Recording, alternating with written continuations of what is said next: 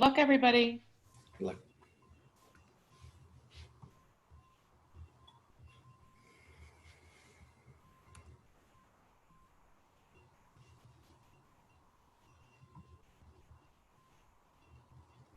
Good afternoon, everyone. Welcome to the Virtual College Exploration for All Ohio Students, sponsored by the Ohio Association for College Admission Counseling and StriveScan. Thank you for joining us. A few housekeeping announcements before we get started. You can use the Q&A button on your screen to type your questions to our presenters at any time.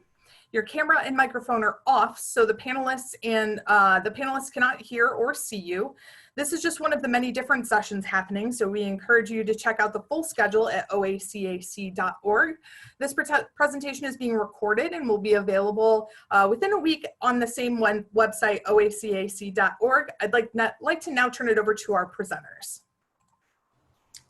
Thank you very much. Well, welcome everybody. We're glad that you guys are here and we get a chance to talk about our respective institutions. I'm going to pull up our visual aid here, which is a little more fun.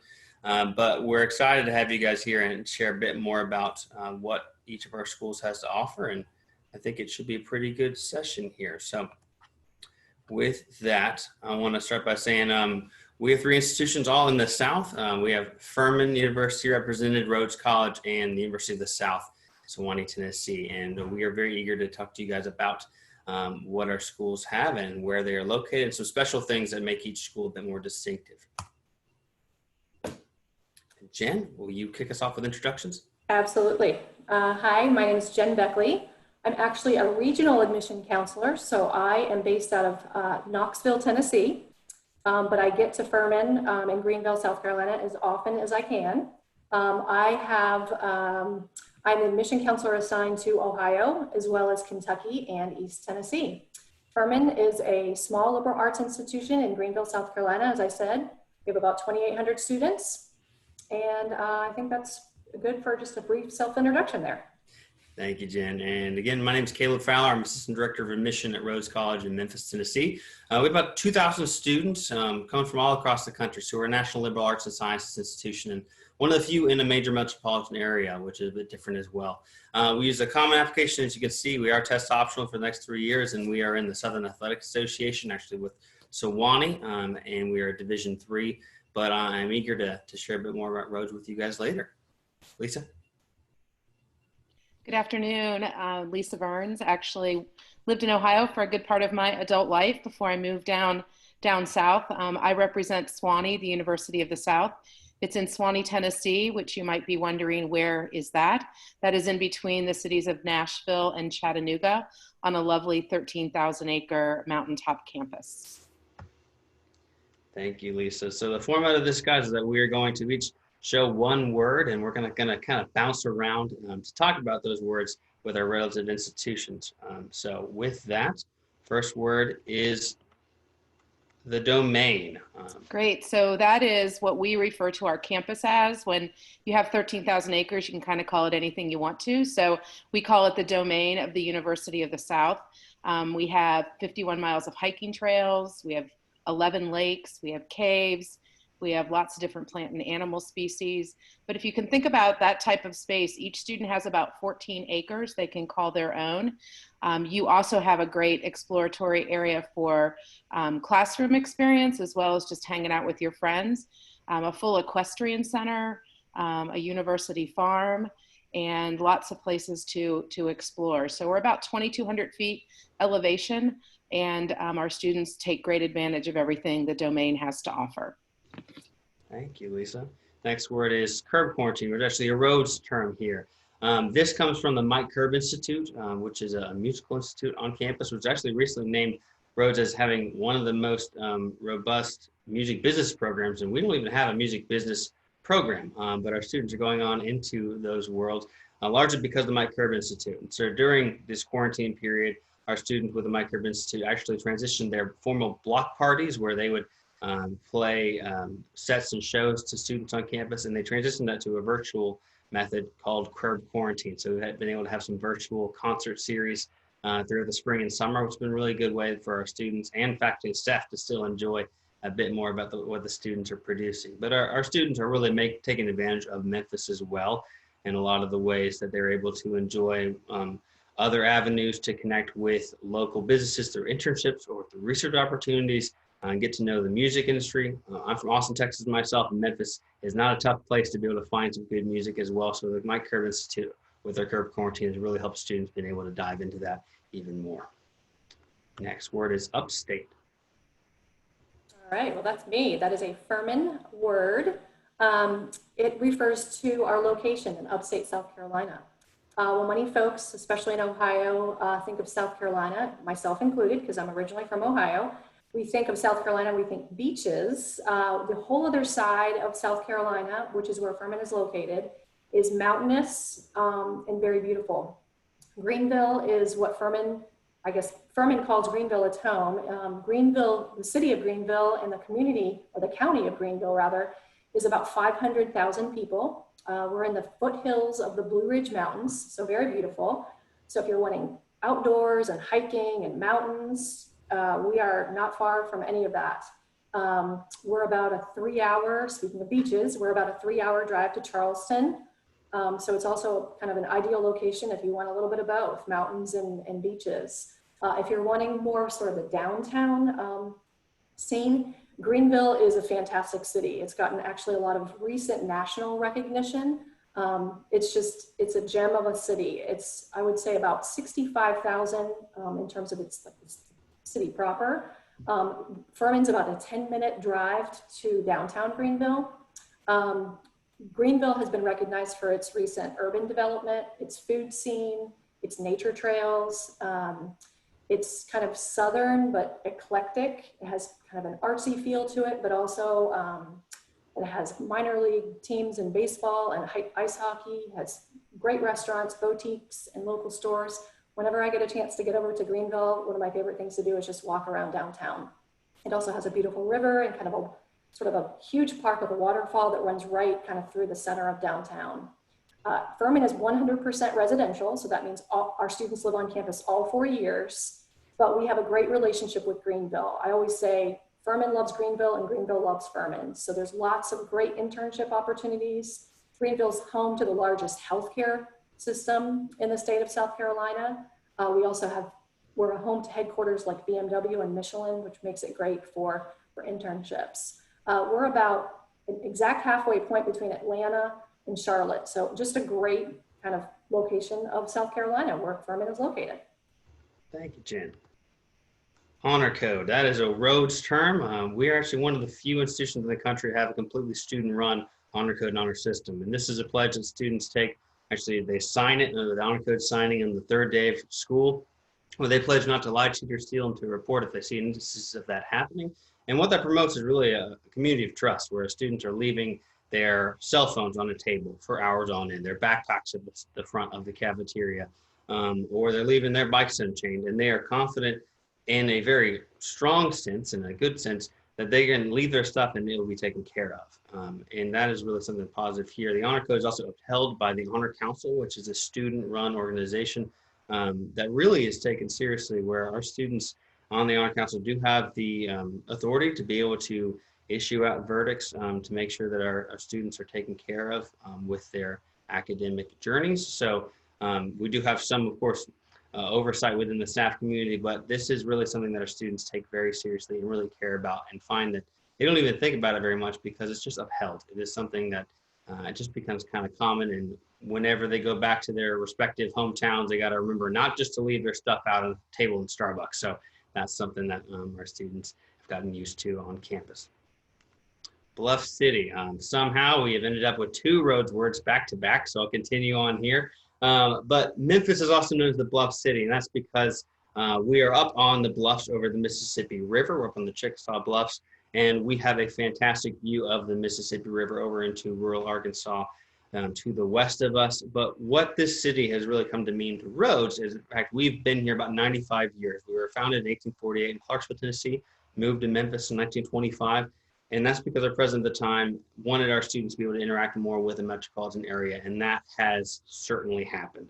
Our students are able to connect with world-renowned healthcare centers such as St. Jude Children's Research Hospital. In fact, I kind of spoiled them for myself, another word we have coming up, so I'll leave that for later. But Bluff City is where our students are able to engage with the community. We are firmly in Midtown Memphis, only about 10 minutes from downtown, and Midtown itself is very eclectic and an active area, and their students often find themselves living here. In fact, only about 10 to 12% of students are from Memphis, but close to 40% stay afterwards because they find this to be a wonderful place to really put their roots down. In fact, that's what I found myself doing as a Rhodes alumnus still living in the city. So the Bluff City has given our students access not just to internships and research, but also to a new home, to other forms of entertainment and a place that really can feel like their own place. So that is the Bluff City in a nutshell. CLP.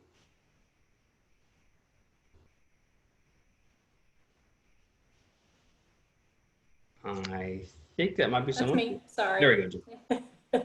Sorry, I was trying to find my unmute button there. CLP is another Furman word. It refers to our cultural life program. And I should mention here too that Furman is known for all of its acronyms and abbreviations. CLP is one of them, DH, which is our dining hall, the LIB, which is our library, DT, which is downtown Greenville, as I just talked about, TR, which is a quaint little sort of village just north of campus, Travelers Rest. But as for the CLP, as I said, it means Cultural Life Program. It's sort of a thread that runs through a Furman student's experience all 4 years. So by the time a Furman student graduates, they have to have attended 32 CLP events. These events are musical performances, they can be anything art related, it can be political discussions, it can be plays, guest speakers on a whole wide range of topics. So there's really no need to travel outside of campus or even down to downtown Greenville for culture and arts and just conversations about all kinds of, local, community, global, even global issues. I always bring this up because I think it's funny. One of the CLPs that was offered last year was a discussion about the song Old Town Road and whether or not it was country and how it sort of speaks to the diversity in the United States. So that was a popular one that some students did. Another one of my colleagues in the admission office attended, and it was the Holi Festival, which is a multi-day celebration in Hindu cultures. And so they had, Furman had brought in speakers from India, and they hosted sort of a traditional dinner and kind of a mini celebration of sorts.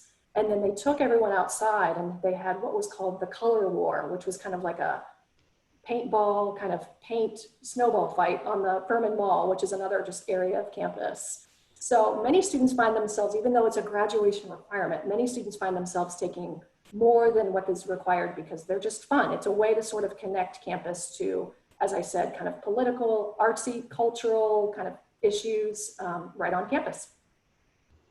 Thanks, Jen. All right.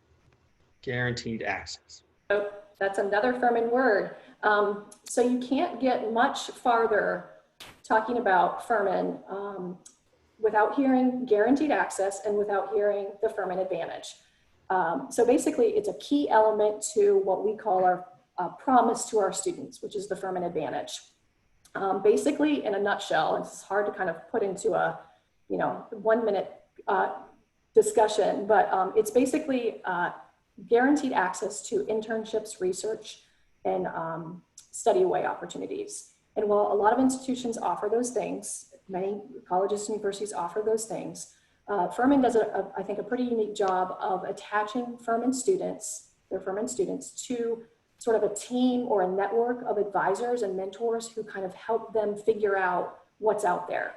So if you come in sort of undecided, that sort of network of mentors, advisors, professors can really help the student kind of navigate their academic path, what they want to do, kind of help them with a little bit of self-reflection and self-discovery. That network of mentors, that collection of mentors also helps the student figure out what opportunities are out there when it comes to internship and research and study away opportunities.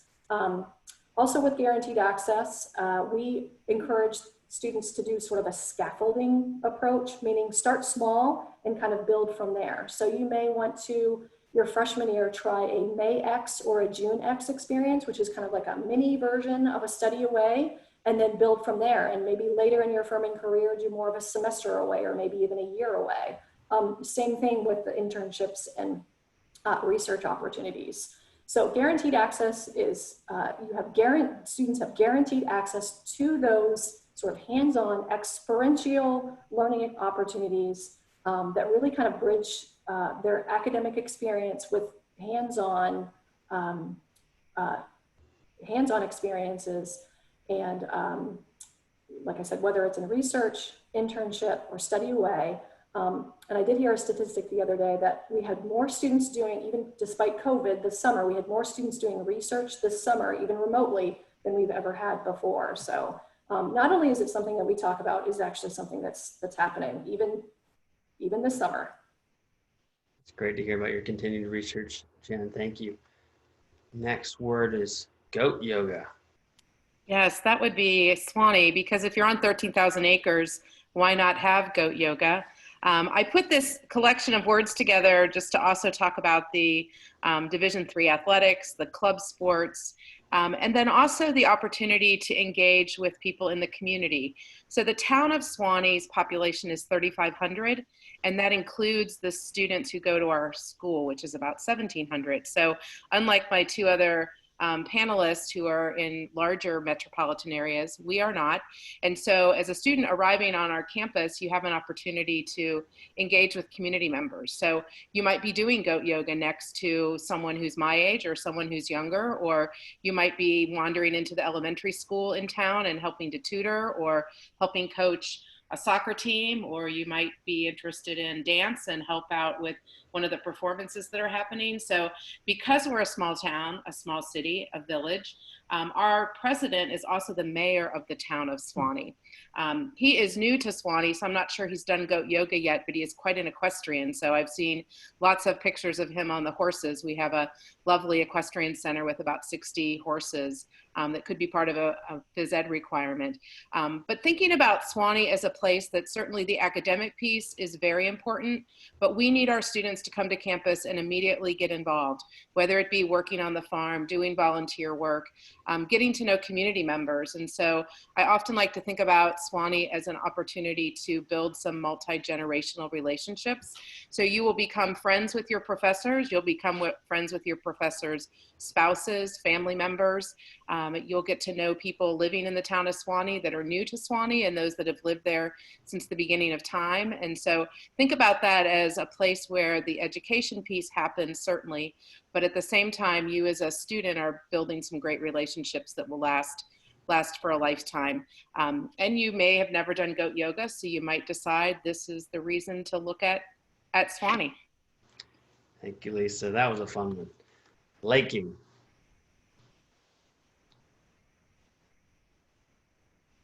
It's Jen's turn. So yes, that's me. Kind of not necessarily piggyback off of the goat yoga. I don't think I can compare to that one, but this is another Furman word. It's a fun word to talk about.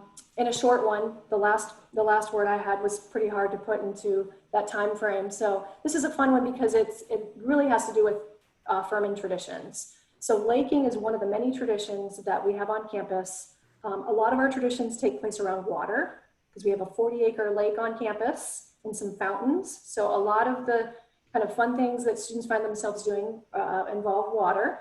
Laking itself refers to the act of throwing someone into the lake on their birthday. So whether you're on the giving or receiving end of that, it could be fun, maybe not, but it's just one of the many examples of fun Furman traditions. While we're a small school, 2,800 students, our traditions are kind of big and kind of have sort of a lasting legacy. So anytime you talk to a Furman alum, they will talk about laking, they'll talk about homecoming, we'll talk about lots of different traditions. The bell tower. So if you've ever visited campus or received a brochure or an email from us, you've probably seen the bell tower, which is sort of an iconic part of campus. It kind of sits at the far end of our lake. Several of our Furman traditions are focused around the bell tower, meaning there's a superstition that if you kiss your significant other under the bell tower, then you marry that person.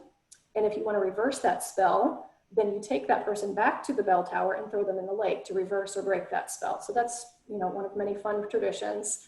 There's also a secret society of current Furman students who apparently allegedly control the music that comes out of the bell tower. So every once in a while, students will be walking across campus and hear the theme song from The Office, or maybe a trending song, or during holiday time, Jingle Bells, or maybe the theme song from The Office or Harry Potter or something like that. So another kind of little tradition that goes with the bell tower. Another fun sort of water-related tradition is LDOC, again, another abbreviation. LDOC stands for Last Day of Class. So it's sort of a celebration for the seniors. The seniors get to wear their bathing suits to class and then go jump in the fountains where there are floats and all kinds of sort of water-related, fun things floating around, and like food trucks and stuff like that. So it's kind of a fun way to celebrate the seniors before they graduate. Another non-water related tradition that has to do with food is called the midnight breakfast. So you'll hear Furman students and alums talk about the midnight breakfast as well. It's not really midnight, it's actually more of kind of breakfast for dinner or a late dinner at 9 o'clock, but it's right before exams, and all the professors prepare and serve a breakfast for the students in preparation for exams. So it's kind of a great way to just take a break from studying and the stress of getting ready for exams, and go to the dining hall for some great food, and just know that your professors are kind of rooting you on to help you do well on your exams. So just an example and a few examples of some fun Furman traditions. It's a good warning that if you find yourself walking around Furman's campus on your birthday, bring a towel. The pledge. Yes, that would be Swanee. So the pledge is quite simple. We pledge to all incoming freshmen 3 things. One, that you'll graduate in 4 years, provided you do your part, we'll do our part to ensure that you graduate in 4 years with 1 major. Often our students will select a major and a couple of minors. About 15% of our students actually double major, but let's just say with 1 major, we'll guarantee that you'll graduate in 4 years. So that really speaks to the enhanced academic advising that happens starting in the summer before students show up on campus. And, one of the questions they ask on the form is, what is 1 class you'd really love to take? And then they ask a second question is, what is 1 class you're really afraid of? And students get assigned a course in each of those 2 answers. So, I think sometimes I would have answered, I'm excited about studying history, but don't let me get near a math class. And I would probably be assigned both of those 2 classes by the academic advisor. The second component of the pledge is funding for a summer internship or research opportunity. Again, we recognize that in some ways we're in the middle of nowhere on this beautiful mountaintop in the middle of Tennessee. And so we provide funding for a student to spend their summer doing something totally related to their major, or something so different than their major that you can't get further away from that. So we provide the funding for a student to do that, meaning it usually covers their living expenses, travel expenses, and so forth, because people love to hire college students and not pay them. And so this gives them an opportunity to have that experience. It's not limited to just the US. We've had students who have done their internships and research opportunities all over the place. Sometimes they tend to be pretty fruitful. Some of our students have left that summer position with a job offer, and all they have to do is finish their senior year and they're ready to go post-graduation. So that can be very helpful. What's interesting, all of those are listed in the Career Center. And so if a student's curious about what that internship might be, because we've given students money to do that, we require a paper written so you can research all the different experiences through the Career Center. The third part of the pledge is a study abroad experience, and it means that there'll be no additional cost assessed the student, provided they pick one of the 200 locations that we have. These are all semester-long programs, typically in the junior year. Some of them are affiliated with our faculty. We always have a faculty member take a group to Spain. Another faculty member takes a group to France. We have a trip to Germany. And then there are programs affiliated all over the country with different universities that our students will choose depending on what it is they're looking for in a study abroad experience. So the part of the pledge that's really significant is that whatever the student is receiving in scholarship or financial aid at Swanee, that will live with them on their study abroad experience. So their only expenses will be travel and some excursions and probably some souvenirs. So our hope is that the pledge gives students a chance to sort of build in those off-campus experiences and blend them into what's happening within the classroom. So that is the Swanee Pledge. Thank you, Lisa. St. Jude. So that's a Rhodes term. I already alluded to it before, so I gave a little spoiler for myself here. But St. Jude, we have St. Jude. You've probably heard of St. Jude Children's Research Hospital. It is 3.5 miles down the street from Rhodes. I'm not much of a runner, but I could run there and back when I was a student, and that was pretty nice to have it so close. What this gives us the chance to do, however, is some of our students are able to do a 15 to 18 month St. Jude Summer Plus program with them, where they are working and doing research in their labs for 15 to 18 months about the summer before their sophomore or junior year, through the school year, and the summer after that. So they are getting a 1.5 years of experience at one of the top cancer research institutions in the world. And in fact, we are the only undergraduate institution in the country to have a formal research partnership with them. So this is an exclusive look into what those labs look like. And our students are often tasked with pretty weighty stuff. And they are often asked even to continue on with their research. So they're doing maybe 2 or 3 years at St. Jude before they even graduate from their undergraduate institution. And that is very exciting. Our students are well prepared to step off into medical school or nursing school or what have you afterwards. But this really leads me into our experiential learning components and how we prep students to be leadership ready. Research is one of those. In fact, it's not just natural sciences that we emphasize research. In fact, every single professor, regardless of major, is required to do research because we want undergraduate students to have the chance to do that stuff before they are in grad school or afterwards. We give them those chances. So that could be in the philosophy department, it could be in biology or in music or history. Really, it just starts with asking your professor if they have an opening on their team. And often those professors, even if they don't have a spot, know of someone else who does and will refer students over to their team. But we talked a little about internships as well. Again, part of the experiential learning component. Being in Memphis means you don't have to wait until the summer to go back home to do an internship. You can do it during the school year as a 4th class. And so a lot of our students are finding internships, whether at St. Jude in their fundraising office, or fundraising units, much bigger than an office. It's a whole building to itself, OACAC, or it could be with the Memphis Grizzlies downtown. It could be with FedEx or AutoZone in actual paper. Large groups or smaller ones like nonprofits as well, where our students are able to contribute to that. About 3,500 nonprofits in Memphis, which is the most nonprofits per capita out of any city in the U.S. So a lot of students are finding internship opportunities there. And study abroad is one more experiential learning component I want to talk about at this point, where we have about 350 different connections all across the world.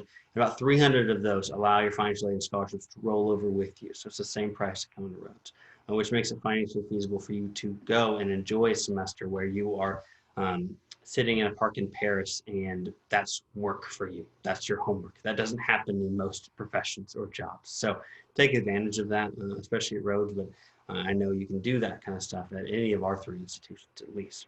But going on to the next word, angel and gown. I believe that is a Lisa term here. That is. So I think as you are hearing, and I do want to just make a note, we're closing in on the last couple of our slides and we're going to open it up for any questions. So if you have any, just use that Q&A button at the bottom of the screen and we'll be happy to address questions that you have. But you have probably discovered that we're all great liberal arts and science universities. We're all in really interesting locations, and we all have some really interesting traditions that make our students feel committed to this place, to their institution once graduation. And when you run into alums from any of the 3 of our schools, we're going to talk about our traditions and things that make us unique. So I was a little tricky in that I put 2 of our traditions in one phrase, and I'm going to start with the second word, and that is gown. And that's an opportunity at Swanee. We call it the Order of the Gown. You might think Harry Potter if you see our students walking about with an academic gown on.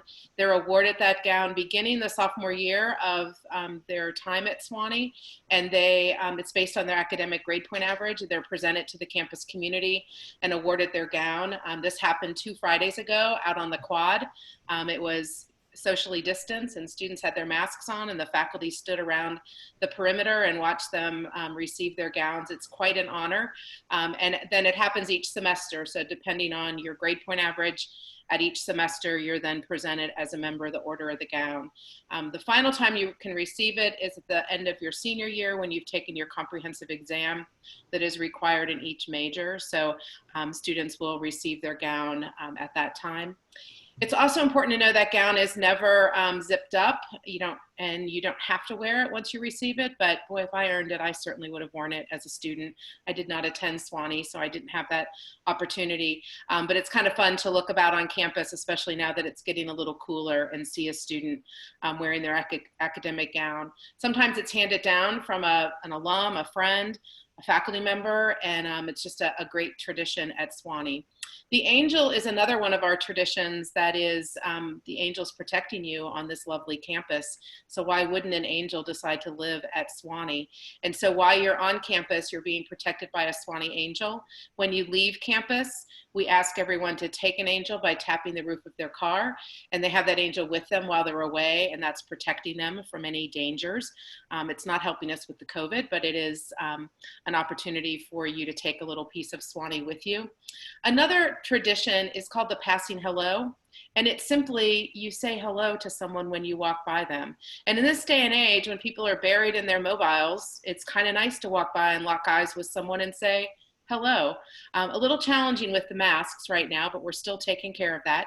Another tradition is what we call class dress, which oftentimes is perceived as a dress code, and it is not. It's more of, you're going to class, your professors are expecting you to be prepared to present in your class, to take it seriously that you're here for the academic purpose of being a student at Sewanee. And so maybe dressing up a little bit nicer isn't a bad thing. Often a Sewanee student is not just jumping out of bed, throwing on their ball cap and running to class. They're really taking it seriously to be a student for the day. So you will see students perhaps dressed a little bit more nicely. I'm sure not any nicer than my two other colleagues panel here, but it's just part of our tradition is that we tend to make sure that we're taking care of business, and that is by presenting ourselves respectfully in the classroom environment. So I encourage you to learn a little bit more about Sewanee and some of the other traditions. And if you happen to see a car with a bumper sticker that says protected by a Sewanee angel, you will know that they had found themselves to campus at some point during their time as well. Thanks, Lisa. I went ahead a little bit here. The bridge, that is a Rhodes term. This is actually speaking to our really service-minded student body. I know that we have even a question about what type of students inhabit our respective campuses. So maybe this will get you a hint about Rhodes students. This is actually an organization that has been founded and run by students for years. And this is actually a newspaper that Rhodes students, in conjunction with individuals who are experiencing homelessness, they are able to co-write articles in this printed newspaper. And I know people are less likely to read the newspaper these days, though I have been reading the paper even today myself. This is where students are able to help even with the publishing of this newspaper, where, again, individuals experiencing homelessness can sell that within the Memphis community to be able to make earnings for themselves day to day. So this is speaking to our service component, our service mindset, really. We've been named one of the most service-minded schools in the country, with about 80% of our students doing service during the time at Rhodes. We don't even have a service department. They're just doing it. So that's the type of student that really finds himself comfortable at Rhodes, the one who's willing to give of themselves to help promote their community, even when they're not asked for it. So I mentioned the nonprofits earlier. There are hundreds and thousands of opportunities for students to be able to pair up with different organizations in the city and really give back to this place that gives them so much in many other ways, including the internships and the entertainment we've talked about. This is a way that students find themselves often giving to Memphis and really finding that this is more of their home. It's not just a place where they take, but they give back to it as well. So the bridge is just one of our finest examples of that commitment to service without requiring it. Sustainability. And that is my final word. To kind of address the Q&A question as well, the students at Furman, I think much like the ones at Rhodes and Sewanee as well, they are social learners, they're doers, they're out on campus, they're in Greenville, they're doing things. They're not necessarily the type of student that you'll find just going to class and going back to their dorms and doing their homework and kind of starting that whole process over again the next day. They're out and about and they're getting involved. One of the things that many of our students are involved in is our sustainability, hard word to say, sustainability efforts. This has been a buzzword for a while, but I think for Furman, it's been part of our kind of lifeblood, so to speak, since in set of core values since the early or mid 1990s. Probably the best way to talk about this word, and there's a whole section of our website devoted to it. So if you are interested in all in sustainability, I encourage you to check that out. Probably the best way to describe is just the physical representations of our sustainability efforts on campus. We have a really unique kind of house on campus called the Shy Center or the Shy Institute of Sustainability. It was actually featured in Southern Living, I think back in 2008, as Southern Living's first green, sustainable, eco-friendly house. So it's actually a beautiful house. And today it serves as kind of sort of that hub of all things sustainable. So you'll find students gathering there, professors, also environmental scientists, people from the community, sustainability visionaries, community members, as I said, economists, urban planners. So it's sort of like no one actually lives in the house, but it's sort of a center or a place for all of those people to meet and talk about anything related to sustainability. There's a lot of programs related to the sustainability efforts on Furman's campus. Just a few quick examples. We have a Furman Farm, which is sort of our organic practice farm for not only growing fruits and vegetables, but also composting. The farm works closely with our dining hall. In fact, a lot of the food produced at the farm goes to what's served in the dining hall. The farm also handles all the pre and post consumer waste from the dining hall, processes much of the university's landscaping waste. Furman, as I said, students are doers, they're on campus doing things. We have a handful of what's called living learning labs. So one of those would be a wastewater treatment facility, a 5-acre solar farm, complete with goats. I don't know if they're doing yoga, but they're there. You'll also hear when you hear about our residential life and opportunities or our residential options on campus, you'll hear what's called the Green Belt community, which is 4 eco cabins for students who are fully committed to a life of sustainability. Those cabins foster sustainable living and lifestyle choices such as recycling and composting and things like that. Finally, even our trees on campus have gotten national recognition due to Furman's commitment to forestry management and conservation efforts. Overall, this word is just a great way to discuss how Furman sort of blends the academic and student experience with sort of a global initiative. Thank you, Jen. All right, dinner table. I think this might be the last word, and it kind of puts together, how we all, as the types of schools that we are, liberal arts, residential communities, we're really looking for students to join our community that are academically suited, but are also going to contribute in some form or fashion. So imagine a dining room table that has as many seats at it as we would like to have in our freshman class. So at Swanee, we'd like a freshman class of 500. And so as we in the admission office begin to make our review of applications and talk about, who we might like to invite to our campus, last year we admitted about 48% of the students who applied for admission. All of us here on this panel are selective in our admission review process. So, we're looking for that student who academically is suited but is going to contribute. And so how are you going to tell us what you're involved in? You're going to complete an application that goes into some great detail about your passion, what you're interested in, what activities you're involved in. You're going to write an essay that gives us a great glimpse into what's going on in your head and in your heart. You're going to ask a high school counselor to write some information about you and what type of citizen you are at the school you attend. You're going to ask a teacher to tell us what you're involved in the classroom, how you're participating, what type of work you're presenting, what questions you're asking, are you contributing in the classroom. All that information comes into our office for a review. We're also going to look at your transcript, of course, and the courses and the grades. You may submit scores or not. If you do, we'll look at them. If you don't, that's just fine. We have many students that apply test optional to us. And so as we're reading those applications, and a number of us in the office will look at them and talk about them, we're trying to figure out who's going to sit next to who at the dinner table. Well, we all know as you walk into a room or you're seated somewhere, you're like, oh, I hope I sit by someone just like me, so I have something immediately to talk about. Well, that would be too easy. So what we try and do is collect a group of students who are going to be challenged, who are going to bring something to the dinner conversation, who may not be as forthright with talking at first, but then all of a sudden they might warm up and find something common with the person sitting next to them. We might sit two people next to each other who are quick at chatting, and the person across from them is, just so uncomfortable that they're going to draw them in and make sure they get to be part of that conversation. Because as you show up on a college campus, like the three of us here, our types of institutions, you're going to be expected to be part of our community. We're going to ask you to participate. We're going to ask you to have an opinion, maybe solid with an opinion, and you may change your mind a little bit. I'll tell you, this fall, with an election right around the corner, our campuses are hopping. There are students who feel one way and students who feel the other way, and students who may not even know election day is coming up in November. And there is some great open dialogue about all of that. And that's just one of the pieces of conversations that are happening. So as you think about choosing colleges where you might feel most comfortable, we are not places that you can just go hide and just be a student in a large lecture hall.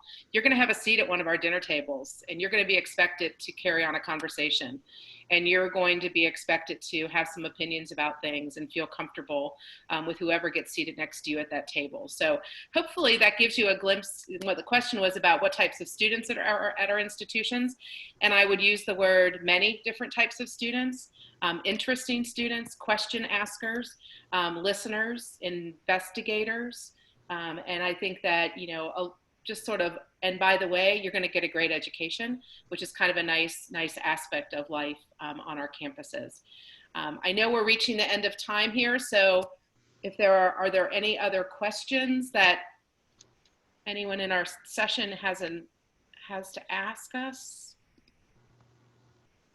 Well, I think that was a really good conclusion, Lisa, where as you guys are looking at the schools where you're looking at, you will at some point in 4 years sit at all different ends and lengths of those dinner tables at that institution. And I think at these three, you'll find engaging conversations all along that table, though we don't all have a 500-foot long dinner table. So you'll have to find something like that. But Lisa, thank you for describing how you guys can find those spots along the way. Hopefully you guys have all learned something encouraging and also exciting about each of our institutions. You are welcome to reach out to any of us as you have questions, but we do appreciate the question that's already been asked, and hopefully that was answered adequately. So Andi, I know that you wanted to wrap things up for us, and I'll turn it over to you.